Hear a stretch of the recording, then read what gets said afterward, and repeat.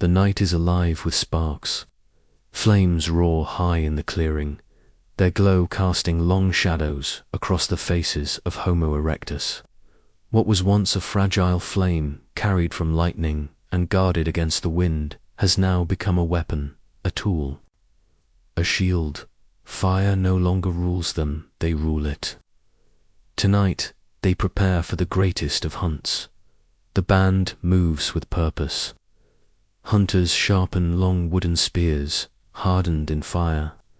Axes chipped from stone glint in the firelight. Mothers scrape hides, shaping cloaks to ward off the chill. Children huddle close to the blaze, their eyes reflecting awe and fear. At the center, embers crackle as hunters feed them carefully with dry branches, coaxing the fire to life as if it were a living ally. At dawn, the hunt begins. The target, a great straight-tusked elephant, vast and towering, grazing near a grove at the edge of the plain. Its tusks curve like ivory crescents, its footsteps shaking the ground. Alone, no human can face such a beast, but together, with fire and stone, they dare. The tribe fans out across the plain, moving like predators themselves. Some carry torches, flames sputtering but strong. Others grip their spears, poised for the strike. The plan is simple but deadly. Drive the beast into panic, force it into the marshland, and finish it where it cannot charge. A cry erupts. Firebrands wave. The elephant trumpets, startled, its ears flaring wide. The hunters close in, circling, thrusting fire into its path. The beast turns, charging toward the flames, but spears jab from the sides. Axes slash at its legs. The ground quakes as the giant thrashes, tossing one hunter aside like a rag. Blood darkens the grass. But the fire holds it, the spears pierce deeper, and at last the beast stumbles, collapsing with a thunderous crash that shakes the earth. Silence follows. Then shouts of triumph split the air. The hunters swarm the carcass, stone blades slicing thick hide, carving meat in steaming strips. Fat, marrow, organs, nothing is wasted. Smoke soon curls above as fires roar brighter. For the first time in human history, flesh is not eaten raw, but roasted over flame. The tribe gathers, tasting cooked meat softer, richer, easier to share. A new kind of survival is born. But the fire that gives also threatens.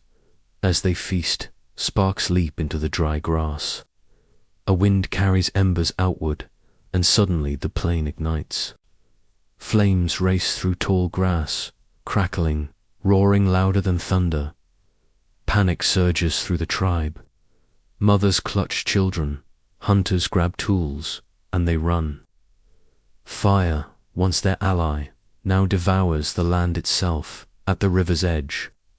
They take refuge, the waters hissing as flames lick the banks.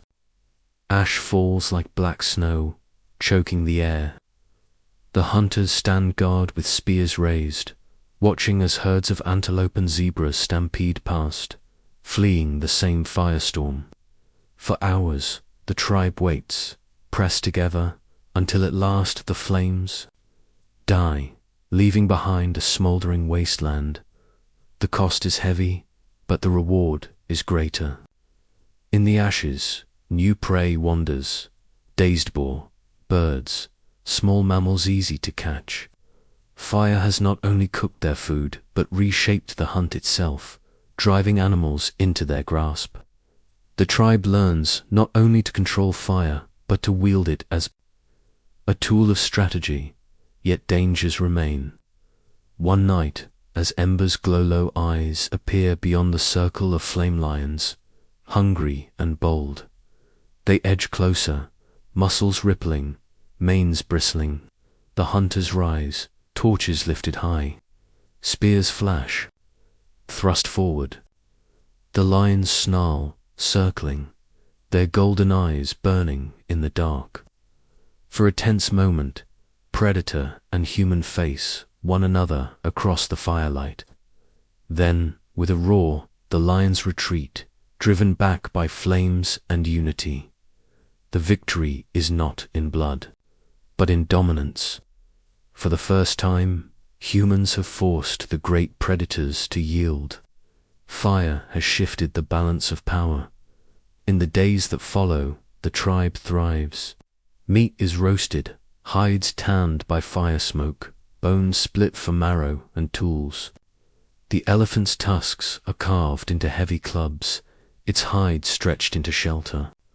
Children play near the flames, no longer afraid, learning from their elders how to keep embers alive, how to coax sparks into fire again.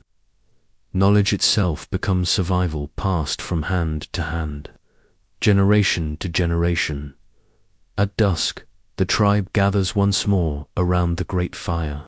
Sparks rise into the sky like stars, joining the endless night above.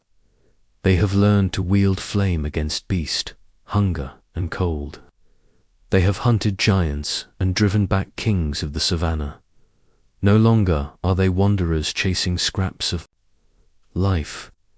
They are hunters, masters of fire, shaping the world around them. This is the dawn of a new human story, where survival is no longer only endurance, but power. The fire roars, and humanity's light begins to spread across the earth.